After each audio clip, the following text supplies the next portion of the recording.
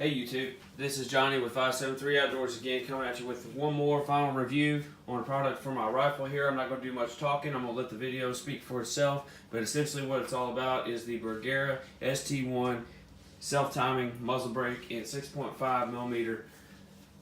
This thing is an amazing product, okay? It mitigates the recoil, keeps the muzzle down, and keeps you on target. Point of impact did shift about an inch to the right and an inch down for some reason. I would only assume because of the weight, because this is a steel product, that it did drop just the harmonics a little differently than what the titanium muzzle brake that I had on it, that basically did not add any weight at all to the rifle. But all in all, an amazing product.